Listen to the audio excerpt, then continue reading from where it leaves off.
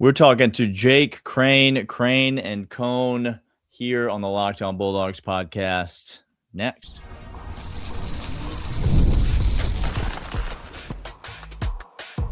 You are Locked On Bulldogs, your daily podcast on the Georgia Bulldogs. Part of the Locked On Podcast Network, your team every day.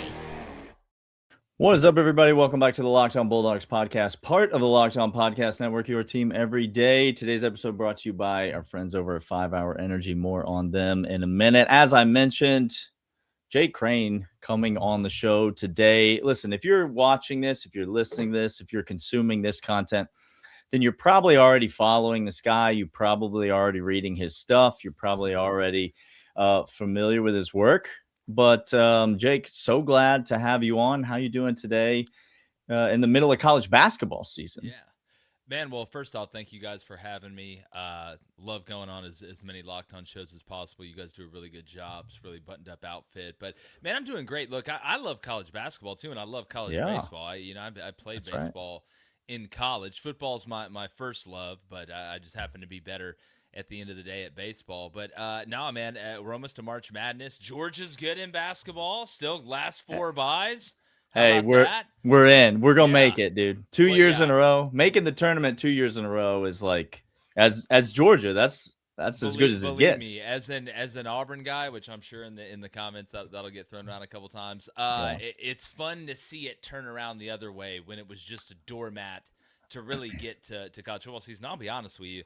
As somebody that recruited the state of Georgia, it's never made sense to me how Georgia is not the most dominant three major sport program in the country. Because I'll sit here and die on the hill of, per capita, the state of Georgia has the best high school baseball, basketball, and football in the country per capita. I know California is 12 times the size of Europe, right? But per capita, man. Yeah.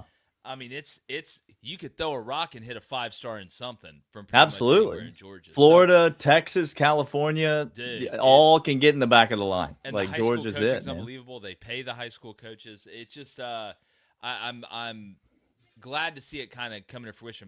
But as much as I love football and it is my favorite sport, I'm gonna tell you right now, March Madness is the best postseason event tournament that there is. And I'll so it's like they said, when I die, bury me inside the jewelry store. You can put me in the jewelry store with that one. Look, Jake, as much as I personally would love to keep this conversation going, this is still a Georgia podcast. We haven't had our Bruce Pearl moment yet, and so we are losing listeners by the second. The more we talk about basketball, even in late February. Give it time. I'm going to rein it in. We're going to talk about 2026 football. You mentioned an Auburn guy, but you obviously cover college football from a national perspective. But being in the Southeast, you know that Georgia fans are nothing but reasonable, rational human beings. 100%. And so let's just jump into what I'm sure all the Georgia fans will agree with. And let me ask you, in the current state of 2026 college football, from a big picture, we'll take this upcoming season out of it for a moment. But in the big picture, when you rank the programs of college football, where does Georgia fall on that list in terms of, you could take it from like, how good of a job is it, or how valuable of a program is it, or how dominant of a program, like however you want to take it. But where would you, if you were to create a pecking order of college football programs from a big picture standpoint, where does Georgia fall on that list, and who, if anybody, are they behind? Well, to me, it's an obvious top five right off the bat, but I believe they're top three. And one of the reasons that I will argue that, and I would say that if I was on Locked On Florida right now or Locked On Tennessee, what does Georgia not have? Like, tell me where Georgia as a football program is weak, that you can't name it. It doesn't exist. Now, we can talk about the driving stuff. I'm not going to waste my time talking about that. But as far as the resources, the financial backing, the passion, the tradition, and the want to, you mix that with the success, and I know it's been somewhat recent as compared to winning it the last time in 1980, but Georgia's always been good. I just don't know how you look at Georgia and say, well, they're really weak here. I know Georgia is willing. just like the state of Louisiana is, just like some other ones, that if we got to go all in financially, we have people that would rather line up to get bread and us make the college football playoff Correct. than us win 7 games and eat like kings. So to me, it's all inclusive. It is the resort of college football. Everything is paid for. Everything you want is there. That's why they're top 3 to me. Yeah. So, I mean, I think for sure. So if I push you and I say, okay, Georgia, Ohio State probably is one of those top 3. Who's your third? I would say my third would be Texas. Texas. That's what I kind of suspected that you're. My third would be Texas. Where does Georgia slot in there? Texas probably more money, less winning, at least in the recent past. Mm-hmm. Ohio State certainly has the money and the winning, the consistency. So where do you, among the elites of college football, where's Georgia at in that for you? Well, the way I'm kind of looking at this is not even like recent winning. It's the ability to win at a very high level for a long period of time. So I'm not even looking at Kirby Smart being the coach here at Georgia. I am looking that if you drop me off in Athens right now and said, Jake, you are the head coach of the Georgia football program, what would I be needing and or wanting that other people don't have? Now, if we want to get into the argument of, well, Texas has more money because it's a bigger state, right? And you look at the amount of students that go there and things like that go into that are out of Georgia's control. But Georgia has enough money to be competitive with Texas, being a smaller state and having less donors that I think are financially affluent, even though I know Georgia has a decent amount of them. If you take away the non-controllables like size and things like that, again, I think Georgia's right up there. I think you can make an argument. You say Ohio State, and I agree with you to a certain point, but what separates, in the way I'm looking at this, Ohio State from Michigan? Like, Michigan's got as much money as, especially now that Ellison is willing to spend the type money he's willing to spend. So if we get into the argument of which place gives you the best chance to win the most at the highest level for the longest, I just, again, look around Georgia and I say, what do we not have? Yeah, and that totally makes sense. And I think to answer that question, the thing that separates Ohio State from Michigan is probably the same thing that separates Georgia from Texas, which is coaching, which you said is not the thing. That's the thing maybe not anymore. That's in place right now. Yeah, exactly. Yeah. And so that's where I think Georgia's sort of in this sweet spot where they've got the best, if not certainly one of the best. I would die on the hill that when it comes to on the field, off the field development and recruiting, Kirby Smart is not touched by anybody if all three of those are factored in terms of coaches in college football.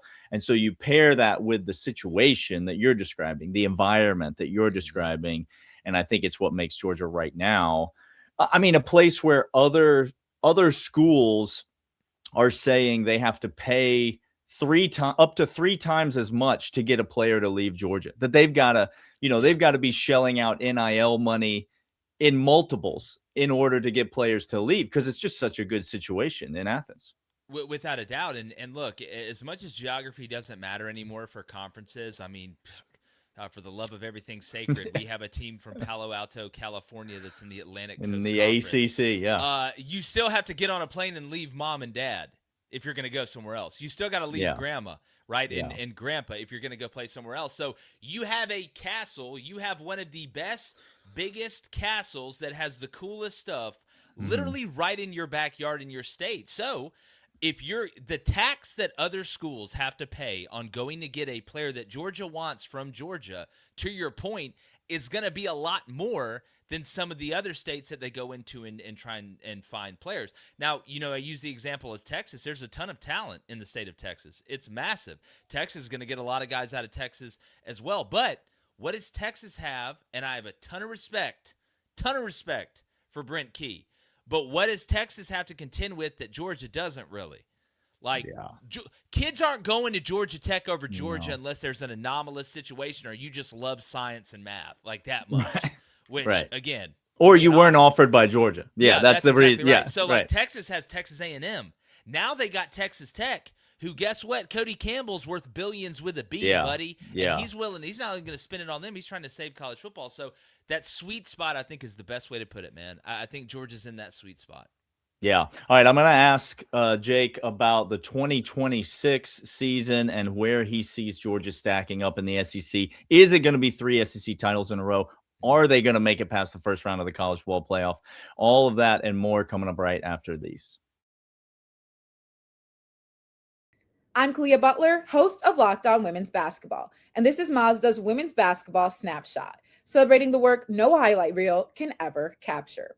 South Carolina rolled past Ole Miss 85-48 to clinch a share of the SEC regular season title and lock down the number 1 seed in the conference tournament. The Gamecocks extended their win streak over Ole Miss to 21 straight. UCLA dominated Wisconsin 80-60 to secure its first outright Big Ten regular season championship in program history. The Bruins improved to 27-1 overall and remain unbeaten in conference play. And number 12 TCU stormed back from a 13-point fourth quarter deficit to beat Iowa State 80-73. The Horned Frogs now sit alone atop the Big 12 standings and are 1 win away from clinching another regular season conference crown. These moments are earned off the clock, those long before the lights ever come on. The sweat, the fakes, the doubt, the scrapes, and coming back for more every time. Mazda puts that same drive into every detail. Wins define the moment, putting in the work, that defines you. There's more to a Mazda because there's more to you. And also want to let you know about our sponsor, FanDuel. If you've ever wanted to go to the NBA Finals live and in person, FanDuel is giving you the chance to turn that dream into a reality with their NBA sweepstakes. Here's how it works. You use your profit boost on any NBA future, an MVP future, a make the playoffs future, a win the whole thing future, and you'll automatically get entered for a shot to win an NBA Finals trip for 2. Flight, tickets, the whole package. And so if you're already looking at the board and thinking about which team can make a deep run, this is the perfect time for you to lock it in.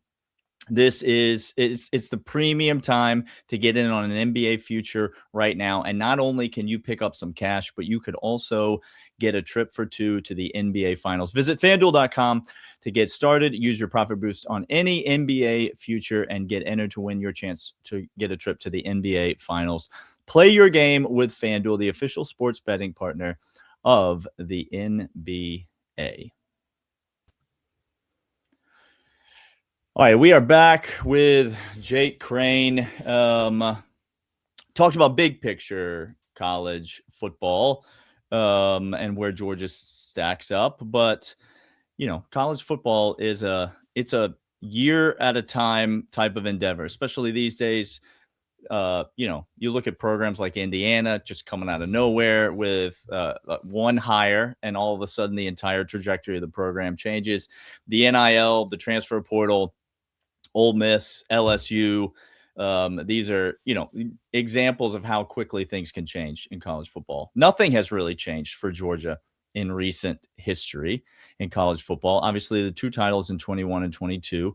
1 missed playoffs since then, but it's been fairly consistent right at the top of the SEC, but also fairly consistent not being able, a couple of Sugar Bowl losses as the number 2 overall seed, not being able to advance in the 12-team playoff. And so when you look at this 2026 Georgia team, Jake, what stands out to you as particular strengths, and where do you see them slotting in to the pecking order of college football?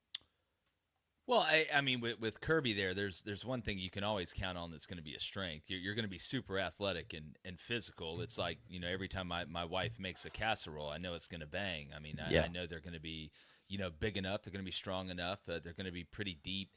And we're talking about the casserole when you say that. Big enough, strong enough, and pretty deep. Yeah, it's right. pretty deep. The pan's pretty deep. But no, what I'm interested to see, I'm a big Gunnar Stockton fan. I don't think he gets enough credit. Same. I was a huge Stetson Bennett fan too. I think if you put Gunnar on those Stetson teams, I'd love to see how he operates with that defense. But I think what you're going to see is you do lose Branch, which hurts because he was your igniter. You could spit out the now screen, throw him the bubble, let him go out there and write a Dr. Seuss book in front of everybody and get you 35 yards. You're going to be able to move the ball consistently still. You're going to have weapons on the outside still. I think the tight end room's going to be fine. The offensive line, when I look at it, I felt like, that group after a couple years ago struggling to be able to run the ball consistently, having a mobile quarterback does help too, kind of frees opposite side defensive ends. So I think Georgia's going to be able to run the ball well. What I think you're going to see is a Georgia defense that looks like a Georgia defense. Now, I know the defense last year was great stopping the run. I get that. I understand that.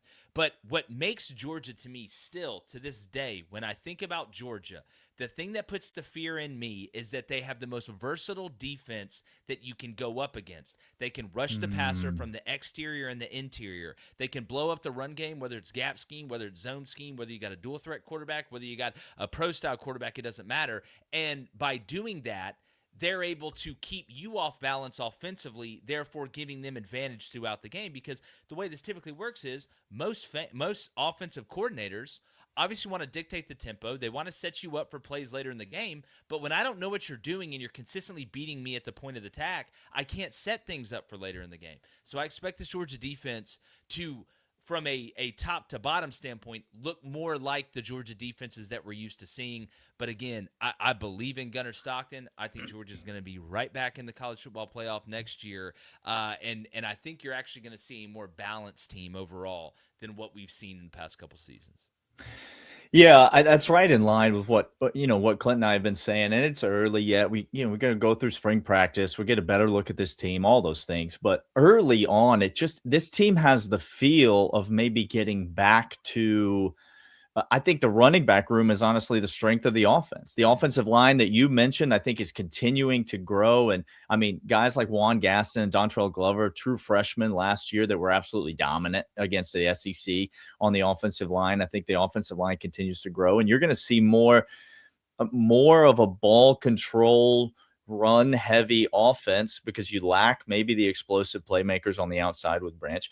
And I think you're going to see the Georgia defense continue to evolve. And be able to hopefully do some of the things that they couldn't do last year. I think that's when you look at the offseason hires and you look at Larry Knight being brought in from West Virginia to coach the outside linebackers coach. What has he done everywhere he's been? He's created meaningful pass rush everywhere that he's been. What did Georgia have its worst season in the history of the Kirby Smart era doing last year? Rushing the passer. That's been the weakness of this team. And so, let me transition to maybe a weirdly specific question, but I'll ask it because it's you. There's a lot of Georgia fans that are really excited about Amaris Williams right now. Mm-hmm. Probably the biggest get in the transfer portal for Georgia. Is from your perspective, which you've probably put more eyes on this guy than anyone watching or listening to this so far has.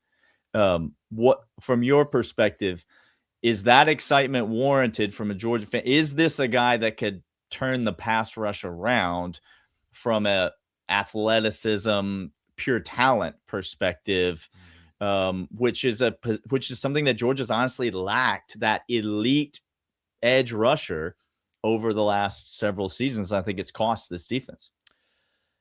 Yes. Because again, you put it in a couple. You got to put it in a couple buckets and then understand where he's going as well. Amaris Williams is as physically gifted. He's as physically well-built as any guy that you're going to see playing at this level of college football and really in the NFL, if we're going to be honest. I mean, he's got an NFL body right now. He has tons of ability. I think his movement's good. I think his hips are good. He's able to bend, right? He can run the hoop, as we kind of call it. Mm-hmm. The injury problems are worrisome, but again, you say I'm an Auburn fan. They haven't sent me a check yet. I get more help from Auburn fans than anybody because I tell the truth. The culture at Auburn the past couple years has been just bad. That they babied the players. They babied the players. That's what they did. And you're going to a place now with Kirby where his equity is built in. Kirby is Kirby Smart. So it's not a coach trying to make his name again or work his way up, and he has to have you do this and he has to have you do that. Georgia's got cats running around there that can play. But it's the culture, I think, that is going to be the biggest transformation thing for him. I think he is going to be able to reach his potential because of that culture and that standard that Georgia has, because if he doesn't, he's not going to play. Like at Auburn, Correct. if you didn't do it, you could probably still play, right? They'll say sorry, and we can all play the guitar and sing Kumbaya and go pick out our favorite lotions and stuff like that. At Georgia, it's like, no, bro, you're going to hit the sled. Like you're going to do this like everybody else does this, because this is who we are and it's why they win. So if you're a Georgia fan, I think the biggest excitement outside of the athletic gifts and the physical gifts of Amaris Williams is that he's now going to be put into a machine that I think can actually get the best out of him the most consistently. Yeah, it's the weirdest player comp in the history of the world, but it almost reeks of Zachariah Branch, who you mentioned earlier. He's a 5-star kid. He's at USC. He's okay at USC. He's not lighting the world on fire at USC. He transfers to Georgia, and the first thing Kirby Smart says about him is, man, this kid really loves to block. He really is he's more physical than we thought he was, even when we brought him in. And if you play for Kirby, you play in a Georgia offense, and you're a wide receiver, you're going to have to get out there and hit somebody on the perimeter. You're going to have to get out there and do something other than catch touchdown passes. And he proved he was willing to put in that work, and you saw the results for him in terms of an uptick in performance. If Amaris Williams has that kind of an uptick in performance with a new culture and a new coaching staff and a new I think Georgia fans are going to be really excited, and I think it's going to be huge for this Georgia defense. So ultimately, put you on the spot in late February. What's the ceiling for this Georgia team, in your opinion, before I let you get out of here? Is it a national championship ceiling? And what's the floor for this Georgia team? I'm not going to put your feet to the fire and make you give me an exact prediction, but give me a floor and a ceiling. Give me a range of outcomes that would make sense to you. The ceiling is I think this team can win a national championship. I think they have the ingredients to do that. A big part of that being the continuity at quarterback. Yeah. And just understanding who Kirby is defensively and how it's going to kind of go back to the mean, the average of what we're used to seeing. I would say the floor, I think, with this schedule is 9-3. I don't see Georgia winning less than 9 games. If they were to miss, it would be because they were 9-3 and barely missed. So I have very high expectations for this group. And I think, again, the sky is the limit. You just got to catch a couple breaks along the way. Tackle Trinidad Chambliss. Yeah, because in his 9th year of eligibility, he's got to get easier to tackle older, as he gets old, older, right? I mean, he's as old as you and me, Jake. Like he's not it's not. Jake, thank you so much for being on the show. Like I said, I'm sure everybody that's listening to this, watching this, is already following along your stuff. But in case they're not, how can people follow along with what you're doing and make sure they're catching all the content that you're putting out? Yeah, no, first off, thanks for having me. Y'all do a great job, as I said off the rip. We're really easy to find. Go to YouTube. It's Crain and Cone, Crain and Cone. We're actually doing this debate series right now. I love it. Where we're having representatives from each school. We have a question, a topic. We're going to get a Georgia one on there soon. I'll be expecting a call. Yeah. Make sure to check your DMs. But, come check us out. Go give it a try. I think you'll like it. Yeah, absolutely. Jake, appreciate you coming on. He's going to bounce. I'll be back for the third segment, and we'll be back right after these. And these are, in fact, game time. The biggest stretch of the college basketball season is almost here. March Madness means buzzer beaters and unforgettable moments that everyone's talking about the next day. And being there live, there's nothing like it. It's bucket list stuff. It's hard to always get tickets. There's long queues, there's prices jumping around, there's surprise fees at checkout. By the time you've reconciled what the actual price is, sometimes the tickets are already gone. The Gametime app gives fans the advantage with constant innovation, and it's your key to unlocking amazing tickets and experiences in just a few taps. It's incredibly simple to use. Gametime Guarantee means 100% legitimate tickets, always delivered on time, and always at the best price. And here's the best part. The fees are always included in the price that you see, meaning what you see is what you pay, period. They'll show you the view from your seats. They'll give you zone deals. There's no stress. There's no guesswork, just a smooth experience from start to finish. And that's exactly what you want in the busiest part of the season. So take the guesswork out of buying college basketball or any other tickets. using the Gametime app. Download the Gametime app, create an account, and use code LOCKEDON for $20 off your first purchase. Terms apply. Again, create an account and redeem the code LOCKEDON for $20 off. Download the Gametime app today. But that's not all. Also want to let you know about 5 Hour Energy. 5 Hour Energy is fantastic. It's exactly what you need for that mid-afternoon pick-me-up. When you post-workout, pre-workout, whenever you need it, 5 Hour Energy is your go-to. It's all flavor. It's no fluff, because 5 Hour Energy has got every single flavor that you could possibly want. There's cherry, there's sour apple, there's confetti, there's fruity rainbow, there's cotton candy. The list goes on and on. 18 different flavors to choose from. And so pick your favorite. Figure out which one works for you, because all 5 Hour Energy shots give you the boost that you need with zero sugar. So important if you're conscious of what you're putting in your body, which you should be. 5 Hour Energy has lots of upcoming flavor innovations planned, but all of them are made with zero sugar, giving you the energy that you need without putting the garbage in your body. So find your new favorite flavor at 5 Hour Energy, available at 5hourenergy.com and Amazon. So it's so great to have Jake on. By the way, if you're not already following along with what he's doing, Crain and Cone, fantastic show. Love them. Love the things that they're doing. That debate series that he mentioned, the most recent one that came out is a Miami versus Notre Dame debate. So who's the better program? Who's going to have a better 2026 season? And so anxiously awaiting the Georgia one of that debate series coming up. But one of the things that he said that I found to be really interesting was the 9-3 floor for Georgia. Now, I do think 9-3 is a realistic floor. And I think there are some Georgia fans that are going to hear that and going to kind of immediately like bristle, like, hey, Georgia's not going to win 9 games next year. When you look at the schedule and when you look at the SEC, these are tough games. The ball bounces a different way here or there, and Georgia could have easily been 9-3 last year. Now, I hope Georgia's going to be a little bit better in 2026 than they were in 2025, but Georgia had a pretty good team. If you recall, SEC champions again for the second year in a row.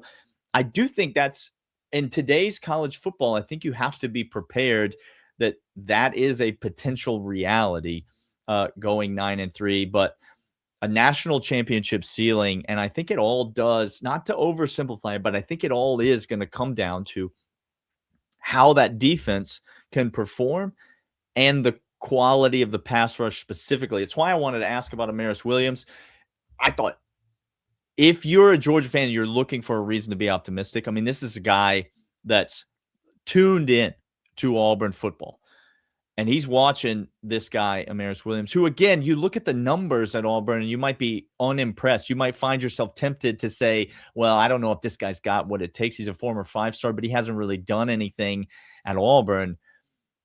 That culture piece that Jake mentioned, I think, is going to be so critical with a guy like Amaris Williams, because if he buys in and if he receives the coaching that is coming to him, and if he realizes that, hey, I got to improve or I'm not going to see the field, then he's going to get closer to that potential. And his potential, no offense to Quintavious Johnson, no offense to Gabe Harris, the potential of a guy like Amaris Williams is exceedingly off the charts higher than either of those guys. And so it puts Georgia in a really advantageous situation if they're able to produce consistently on offense, which Jake doesn't seem to think that there's any reason to think that they won't. Apparently, he's never heard that Mike Bobo is the worst offensive coordinator in all of college football.